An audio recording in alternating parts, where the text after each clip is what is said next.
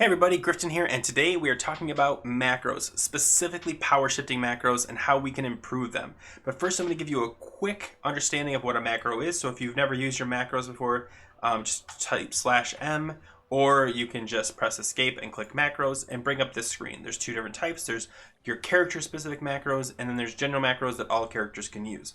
I'm going to just take a look at a couple of these general ones that I've created and explain to you why I use them and how they're used, just to give you an idea of what's cool about macros. So this one's going to target anybody with the name Stormwind City, and then run set raid target, which is going to mark them with the skull. So off in the distance over here is Stormwind City Guard. Now I didn't put his full name because it just looks for like the closest, or as long as it matches up to that point. So I could either just do Stormwind and it would still work, and I'm going to mark him with a skull. So let's say you're looking for a rare mob, or maybe the name of an NPC that you're supposed to be communicating with for some quest, and you can't seem to find him. This macro is great because you don't have to find him. You just click this button and it puts a little skull on them, and then you got them right there. And they're already marked, so it's awesome. It's stuff like that that make macros really great. There's a bunch of them. Like here's another example. This is for my mage does crafting, or sorry, enchanting. And what this allows them to do is pretty much spam enchants on an item. So like let's say you wanted to level your enchanting for boots with +3 stamina, I don't know. Instead of clicking the boot or clicking enchant, click the boot, click yes because you're overriding the other enchant, and then continue to do that in cycle. You create and use this button, and it will just allow you to spam a single button with your mouse over the item, and it will just continue to craft it on that item, saving you a ton of headache.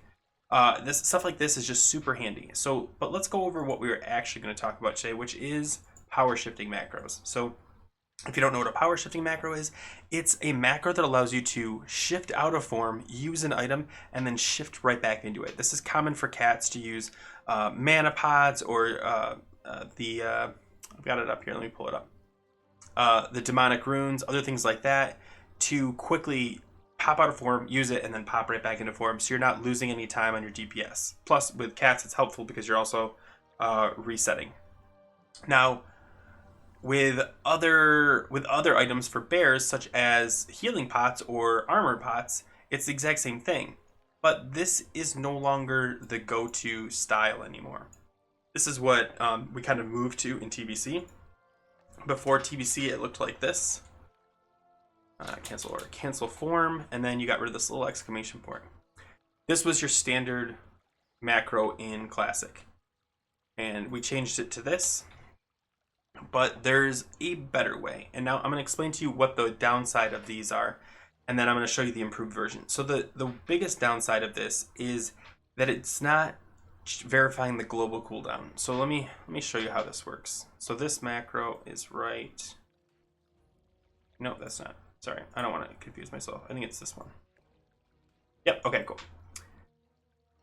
Okay, so I am a bear. Barr. Okay, now I want to use this, but I might accidentally be on the global cooldown. Let me demonstrate, because my 0 button right here is, here, let me shift again. Oops. Okay, I'm going to pop in rage too. So my 0 button right here is my demo roar, and it's going to put me on the global cooldown. So if I press this and press this at the same time, it didn't power shift me back into bear form, even though that's exactly what it's supposed to do. That's because I was on the global cooldown. And now if I don't notice this right away as a bear, I might get hit while in caster form, which you don't want. So like normally what would happen is you press this and see that little puff of smoke. That's all you should normally see. I didn't actually have to use the minor healing potion because my health's full, so I can continue to just use this, which is great. Now, that is pretty much a dangerous thing. You have to check the global cooldown before you use one of these. Not a big deal for most of us because we're kind of used to it, but wouldn't it be great if when you need to use a pot like that, you can just spam the button until it works, and then you're good because it's not going to accidentally shift you back out. That's essentially what this other version does. So let me show you. And yes, it looks a lot more complex. Don't worry, I'm going to explain the whole thing, and I'm going to explain to you why it's the better version. Okay, so first, in TBC, the reason you don't have to do cancel form anymore is because they came up with a thing called auto unshift. So what auto unshift does is anytime you use a spell that's caster or an item that's caster only, it's going to shift you out of form automatically. So for example, my thorns are about to drop off. So I can press the thorns button, but I'm in bear form. but because auto unshift is active, it automatically pops me out of form. Now, the reason that's important is because that's kind of what it's going to use to prevent you accidentally forming.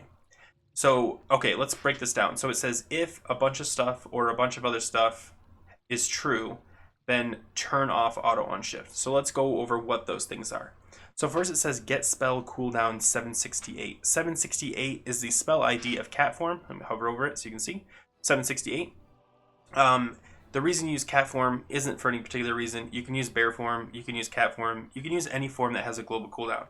768 is the shortest one. That's the one I'm using here. But you can use the dire bear form one, which is 9634. But it doesn't matter. It's going to share the global cooldown, and it's going to give you a cooldown number, how many seconds are left. And it's going to add that to get item cooldown of 118. 118 happens to be the item ID of Minor Healing Potion. Now, you don't have to use Minor Healing Potion ID specifically. You can use any one of your pots that share a global cooldown. So, Super Healing Potion, your Iron Shield Potion, 22849. You could use that. It doesn't really matter as long as you're using one that shares a global cooldown with the item you're planning on using. Okay, I just happen to use this just so it's very clear what we're doing here. Okay, so it's adding the spell cooldown to the item cooldown, and it's making sure that it's greater than 0. If it is greater than 0, which means one of them is on cooldown, then it's going to prevent you from shifting. Or, which means it's going to do that, or if your unit power of player 0, which is this is you. It's essentially saying if your mana pool is less than the cost of 768, again cat form, but you could use bear form, it's all costing the same thing. If it's saying if you don't have enough mana, essentially, also prevent the unshift. So those two things are checks to make sure you don't accidentally unshift when you can't shift back into form. And then it's going to go ahead and use your Minor Healing Potion, and then it's going to cast your Dire Bear form, and it's going to set the CVAR of auto unshift back to 1. So essentially it's just going to turn auto unshift back on. That's it. That's the whole thing. So let's demonstrate the difference here. Okay, so 1 second. All right, so as you recall, actually I'm just going to do it like that. When I shift into bear form, this is the old one. So I shift into bear form. It's not going to do anything. It pops me out of caster form. I don't want that at all. I want it, if anything, stay in bear form. So let's use the new one. Let's drag it. Actually, let's just drag it here. So we've got them both. This is the new one. This is the old one. So we're going to go quickly into bear form, and then I'm going to press this. And you see it doesn't shift me out. But when I'm on the off the cooldown, it works just fine, just like this one would. See?